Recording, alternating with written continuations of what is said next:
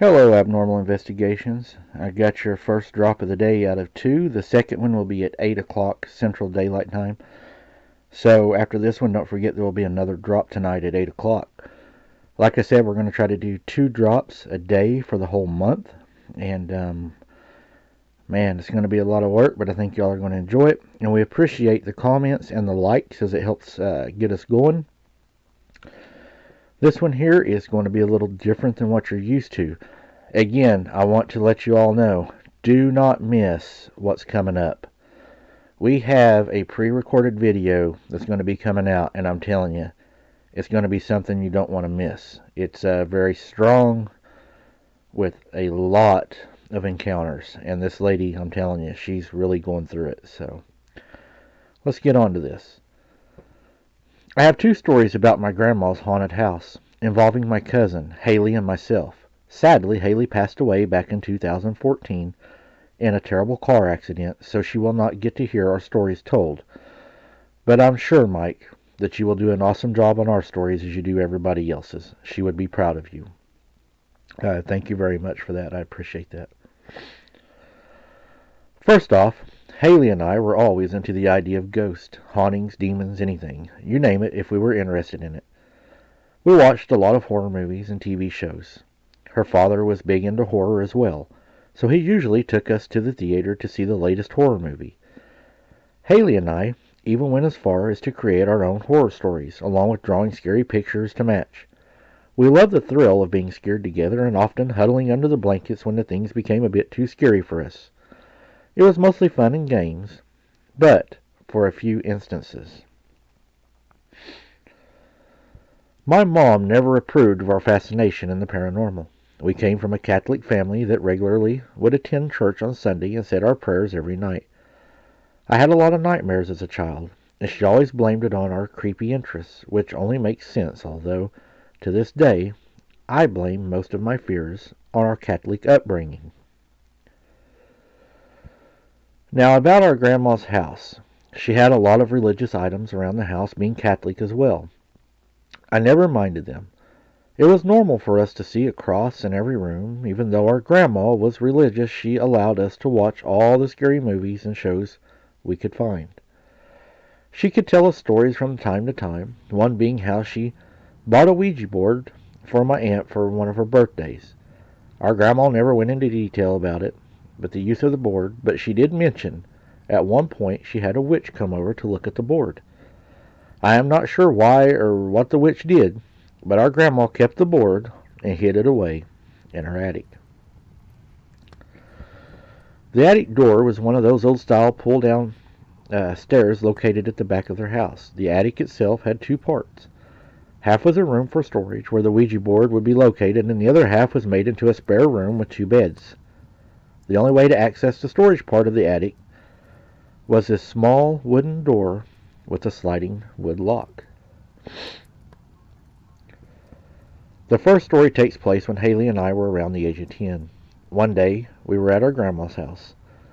It was summer out, and we were taking a break from playing outside. My grandma was in the living room watching Judge Judy like she always did in the afternoon. We came in to get some ice cream and went back to our room, where we normally would watch TV and movies. That day, we were watching a TV show about exorcisms. It was a violent story that had our full attention. Haley and I were glued to the TV as we forgot the world around us. Out of nowhere, we heard a noise, a scraping sound coming from the wall next to the couch. Our trance broke away from the TV as we both quickly looked in the direction of the sound. There was a cross hanging on the wall, but it was not just hanging there. It was slowly turning until it stopped directly upside down. Time seemed to slow down as we watched, yet it happened so fast. Haley and I took off screaming, running to our grandma. We were panicking as we tried to tell her what had happened with the cross. Our grandma got up to go check the cross. We followed reluctantly. We all made it to the back room to find the cross now lying on the floor. Our grandma picked it up. Looking at it, she told us there was no way it could have turned and hung upside down for it only to have been stuck to the wall with blue, sticky putty. Haley and I looked at the cross in disbelief, wondering how this could even happen. It did not make sense, but we all also know what we saw. I am not sure if she ever believed us, but she took the cross and went back to watch her show in the living room, leaving us alone in that back room.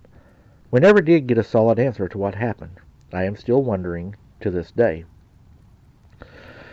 I want to address your first story before I jump into the second story. If you have a Ouija board in the other room, which is bad enough, and then you're watching exorcisms in a room adjacent to that, my opinion would be that you're fueling that Ouija board by watching those shows. You already had something evil there, and then you watch those shows. So, in my opinion, you're fueling what was already there. You're giving it power. So, yeah, probably no wonder that happened. Now, this is about my second story. Fast forward a few years. Haley and I were about 13 years old.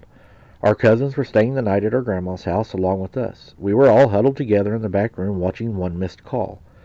The movie had ended and most of our cousins fell asleep during the movie. It was late, so Haley and I decided it was time to go to bed. We wanted to sleep in the attic, so we pulled down the stairs that led up to the attic room with the beds.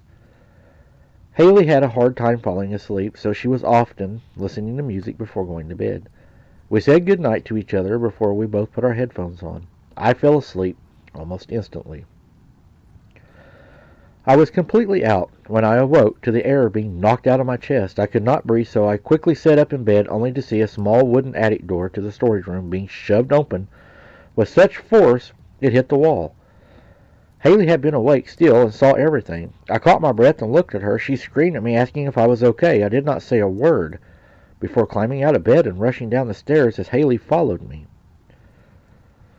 We found a different room where we slept on the floor. There was no way we would sleep in the attic. The next day, we told no one what happened. We did not even check to see if that old wood door was still open.